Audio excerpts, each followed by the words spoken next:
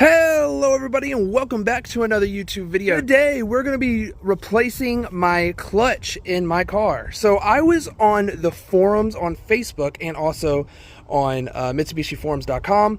Definitely recommend you check that out for any of your Mitsubishi needs. Anyway, I was searching through there and I was asking questions like, I am hearing this rattle sound under load in 4th and 5th gear. It's starting to creep into 3rd. I thought it was my exhaust. Nope. Apparently the springs on the clutch fail.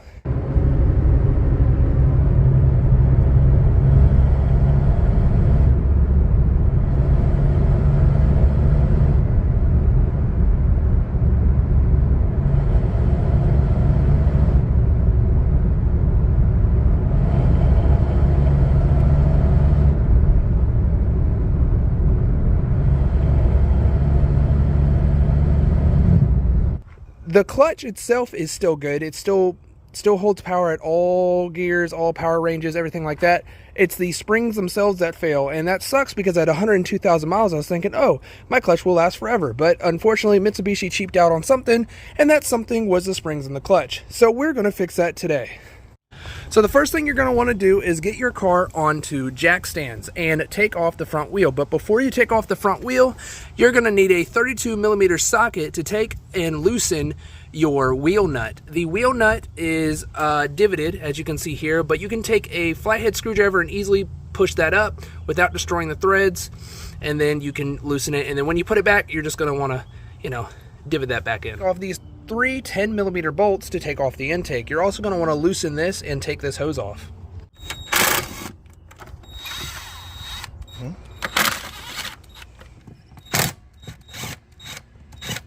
Alright, so after you loosen it, you're going to go ahead and remove that. You're also going to unplug the mass airflow sensor, and then it's going to feel like you're stuck in something. You're also going to move this vacuum hose out the way. Wiggle and pull. What we're going to do is remove the nuts that are holding on the J-bolts. These J-bolts are what holds, it's kind of like a tie down for the actual battery itself. So basically what you're going to do after you loosen them, you can actually just kind of unhook them, because that's why they're called J-bolts. You got a little hook at the bottom, and then you just keep it like that.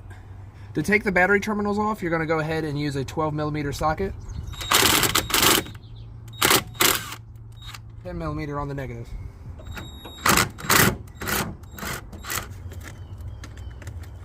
After that, you can go ahead and lift the battery out of the tray. Careful, it is heavy. And then set it to the side. You can go ahead and just lift out the plastic battery tray, and then you're going to have two 12mm bolts right here holding the battery tray on, and I believe these are two 10mm bolts holding this bracket on that holds these wires.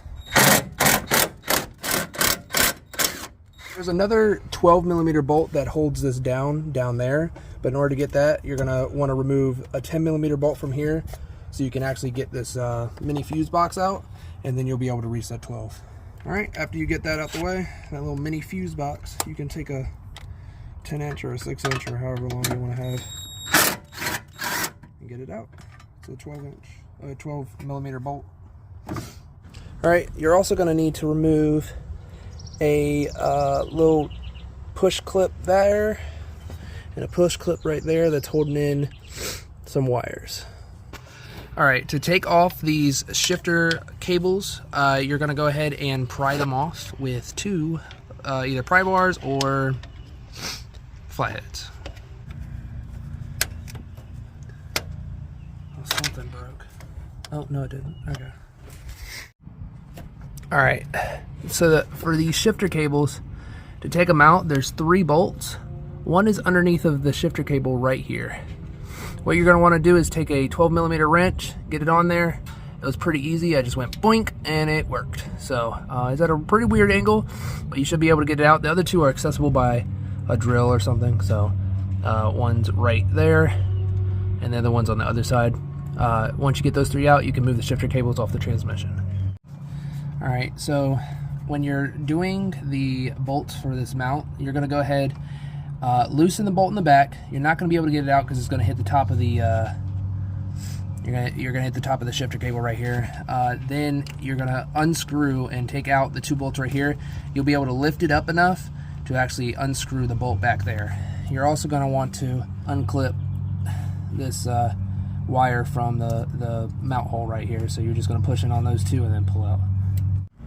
The next thing you're going to want to do is, this is the O2 sensor wire plug. If I could focus, this is the O2 sensor wire plug. Oh my goodness. Right here. You're going to want to go high. You're going to want to go ahead and take some needle nose, unclip that, and move it that way, because when you drop the transmission, you don't want that being ripped, because you'll get a O2 sensor code and your engine will run like booty hole.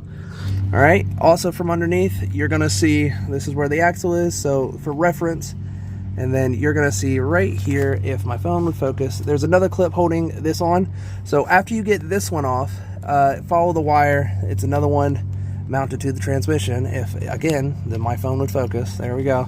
You're going to get that clip off, and then that will disconnect it. No, it won't, because there's another one right here. So you're going to have to keep following the wire all the way around, because it wraps all the way around apparently. Yeah, there's one right there. Yep. So we're gonna just keep going through these clips. Just follow the wire, undo the clip, and try not to break any on your way through. All right, so after you get all the clips out, you're gonna want to just pull.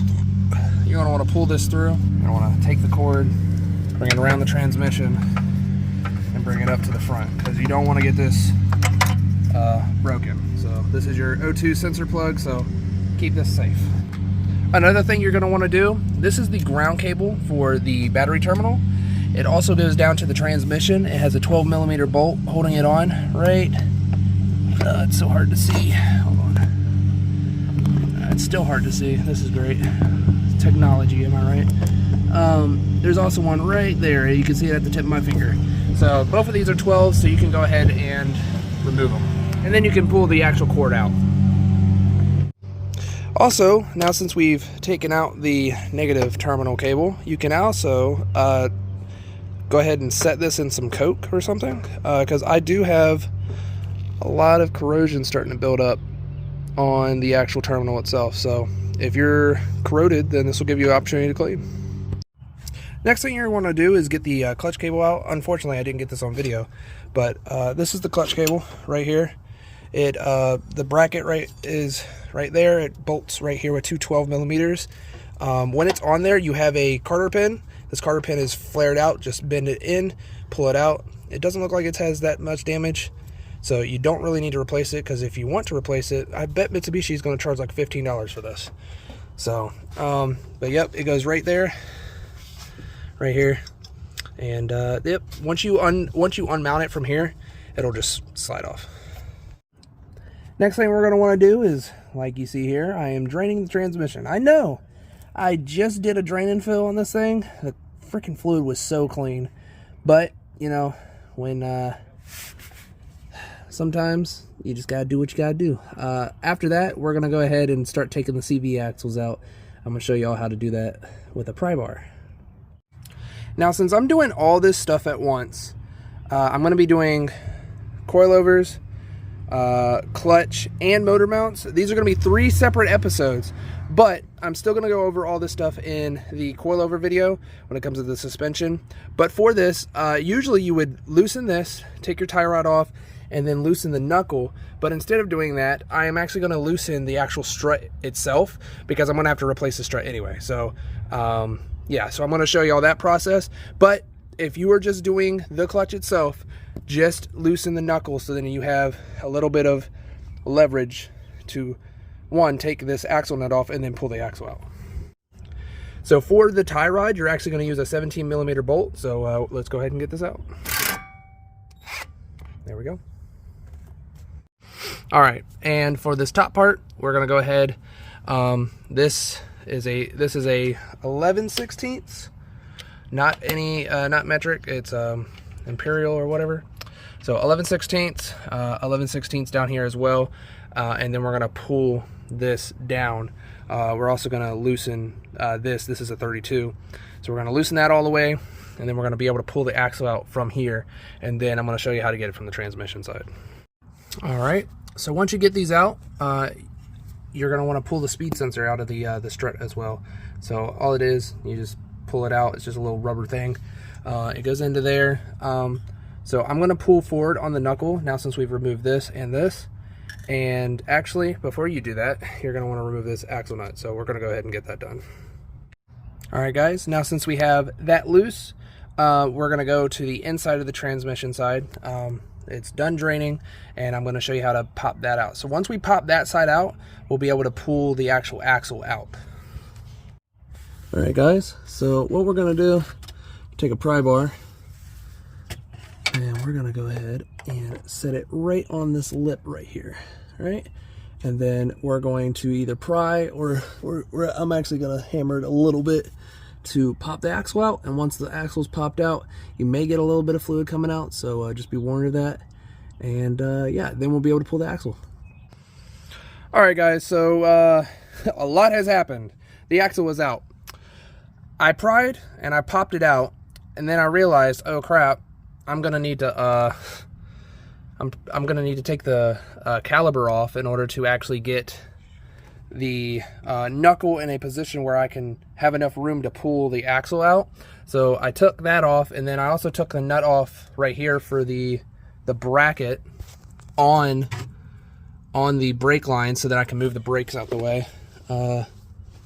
Speaking of which, where is that?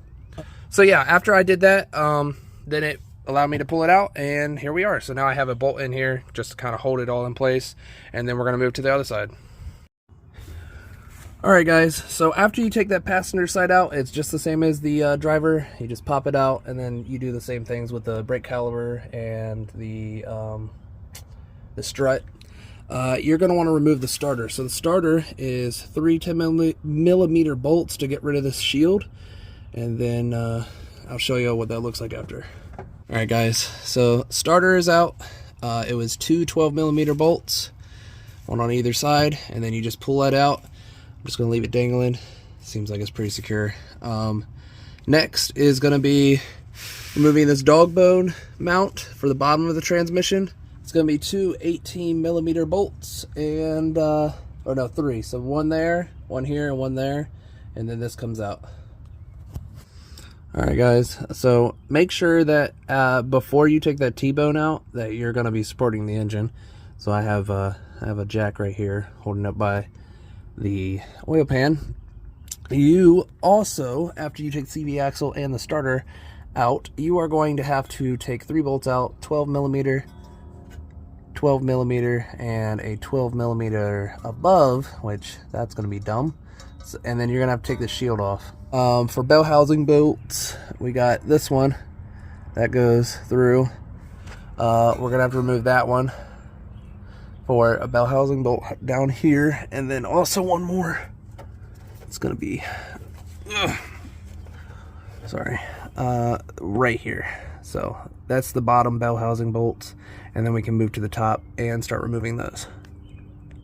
Alright guys, it's a new day. I got new daylight. So there's 3 bolts at the bottom. I believe I've already shown you them. There's 3 bolts at the bottom and 3 bolts at the top. They're all 12mm. So there's a little lever part right here that has 2 bolts, that in order to get to this bolt right here underneath the throttle body, right there, you're gonna have to remove that to get a wrench into it. It's a 12mm. Then there's a 12mm in the center up. Where is this bolt that I already took out? Oh, it's right here. It goes, of course, right there, that hole right there. And then there's another one right there. After that, all that's going to be holding your transmission up are the 3 transmission bolts that are actually screwed into the transmission. So these 3 right here. So after we take these 3 bolts out over here, we're going to have to put a jack under the transmission, so then we have something supporting it. Then we're going to slowly lower or loosen these till they are fully released, and then we're going to move the transmission to the side and drop it down. All right guys, so one thing I do want to tell you, the center bolt is the longer bolt of the 3 that are going to come out. The center one on the top is the longer bolt, so make sure to keep that in order. This is your left. I'm going to put my right one over there, but I do just want to let y'all know the center bolt is longer. You do not want to mix these up. All right, guys, so the next thing you're going to want to do is take off these 3 bolts right here. So 1, 2, 3. Those are 17 mils. You're then going to take off these 3 14s. So one back there, one here, and one there. And then I believe to get this transmission mount out, you're also going to take off these 2. I believe this one as well. So these 3 bolts right here. This will take off the main hold onto the on the transmission itself, and then it should allow you to slide it out and then drop it down. Right now I have a jack underneath of it supporting right where the differential side is, which I believe is going to be the heavy side. So it's going to want to come forward. So what I'm going to have to do, what I'm going to have to do is somehow hold it and support it as it comes down. Oh, this is going to be fun. I think I need to take off this this bottom plastic piece, because I believe if I let it come down without moving that, it's gonna break it. So I'm gonna go do that real quick. But yeah, so 3 bolts, 2 here, 1 there, and those 3 bolts, and we should be able to drop the transmission. I lied to y'all, there is an extra bolt. As you can see, I have the transmission out. There's another thing you're gonna have to do. You're gonna have to get that black mount that connects to the mount, the transmission mount that's up here. You're gonna have to get that off. That's all 14mm bolts. There's 4 of those.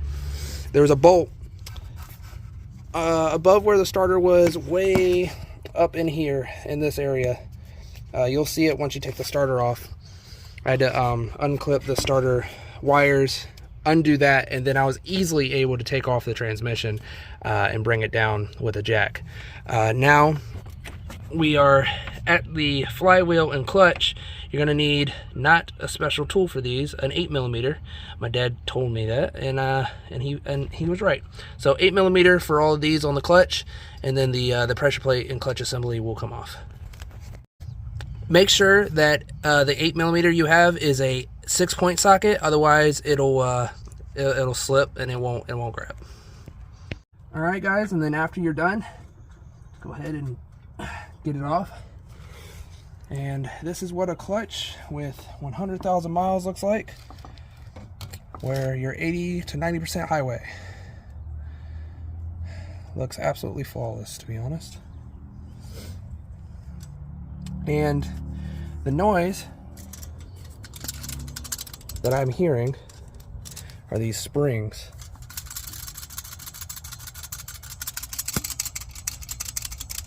Under load. It's not as bad as most other people I've seen. The guy I saw that was doing a clutch replacement, his spring was completely broken in half. So this is like the beginning stages. As you can see, it broke from its mount. So like this one I can turn around. This one I can turn around. This one I can turn around. This one's the loose one. So yeah, 100,000 miles, 80%. If I really wanted to, I would tack weld it, but then I'll throw the balance off. So it's a good thing we're replacing this. As for the flywheel,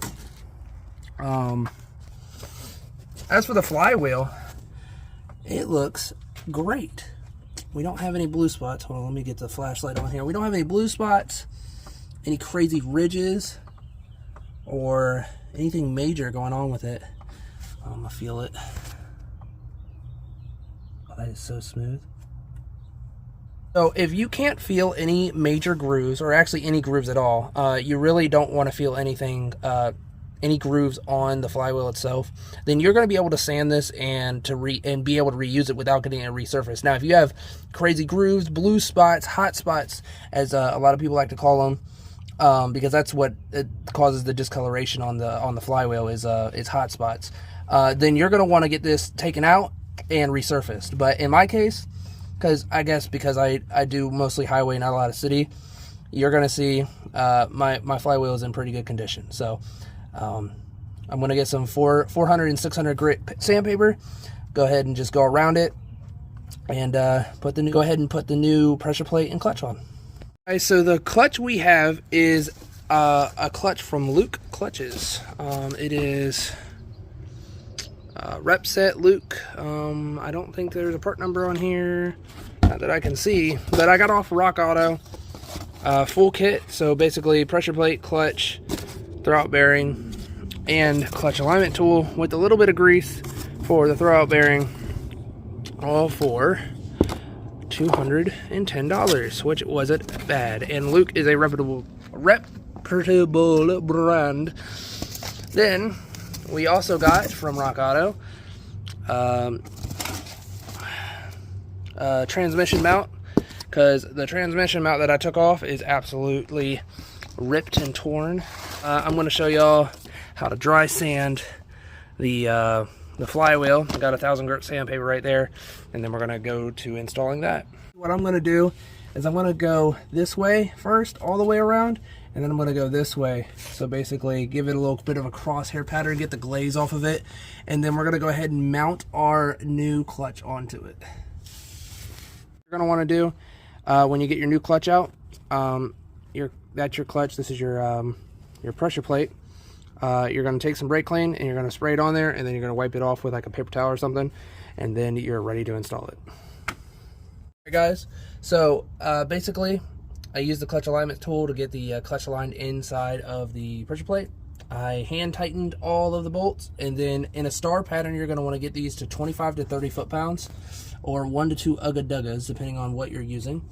Yeah, so what you're going to do is basically go in a star pattern, go around, make sure they're all tight up to manufacturer spec, and then you can pull this out, and then you can also replace your release bearing.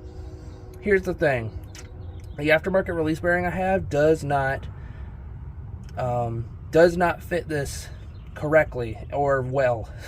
So I already checked. This release bearing is like barely even broken in. I'm gonna keep it on there. It makes no noise. It's super smooth, no play at all. So I'm just gonna leave it up there. I am gonna re-grease it, so I'm gonna put some grease on the actual slide. But other than that, I'm not touching that. When you get in here, it basically is it's a little clip, little metal clip that you can undo, and then the release bearing just slides off and you put the new one on. I haven't had any issues, so I'm going to keep this one on there. 2 days later, the transmission is in.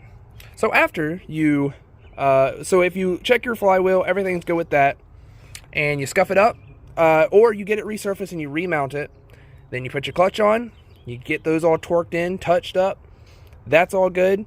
The hardest part is getting this transmission lined up and in. Finally, I have it in. Amazing work, guys. Amazing work. Now, since you have it in and you have some bolts in kind of holding it on, you've never seen it before. I've never seen anything like this. Anyway. Okay. What you want to do... I'm joking. Okay, so what you're going to want to do next, guys, is... Remember that mount we took off? We're going to go ahead and get those 4 14mm bolts and put them back in with that black mount. Then we're going to get our brand new transmission mount and mount it up right here. Alright guys, so we have a slight setback, which isn't a setback actually. So they sent me the wrong transmission mount, so I am going to have to do a separate episode on doing the mounts because I want to replace them all at once. I don't want to drive this car with partially good mounts, partially bad mounts. So we have the old mount back on. They sent me the wrong mount, Rock Auto. They need to learn what a automatic transmission mount and a manual transmission mount is for this car. That is the automatic. So I'll throw it on screen, the difference between the automatic and the manual.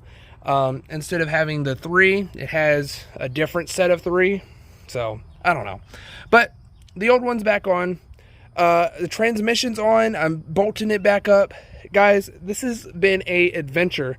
Next time you see the next part of this video is going to be after I do the other 2 episodes I'm going to be doing for this car. So I'm going to be doing an episode for coilovers and an episode for engine mounts. So guys, I really hope this helped y'all. Basically everything else is just in reverse. I might also do a clip on the adjustment of the clutch cable, because that's a big thing. and how to do that. But as far as like getting the wires back into place and routed and getting the battery back in and the starter and all that other stuff, I mean, it's pretty self-explanatory. If you organize your bolts, you should be good to go. So guys, this isn't the end of the video, but that is how you change the clutch in your 2014 to 2022, 2025. Well, 2022 is the last for the manual. So 2014 to 2022 Mitsubishi Mirage manual, of course. And yeah, so the next clip should be, well, yeah, it's definitely going to be adjustment of the clutch cable. And then we're going to drive it for the first time. So, Editor Cody, go ahead and do your movie magic. Woo! Hey guys, Editor Cody here. I'm just here to tell you that I forgot to record the last part. And to be honest, everything went well. You'll see in another video, I'll give a review of the clutch and the other things that I installed. And I just hope y'all enjoyed today's video. And if you did, I really would appreciate that you hit that like button, comment, subscribe, and let me know what you thought. Thank you for watching, and I hope to see you in the next one. Goodbye.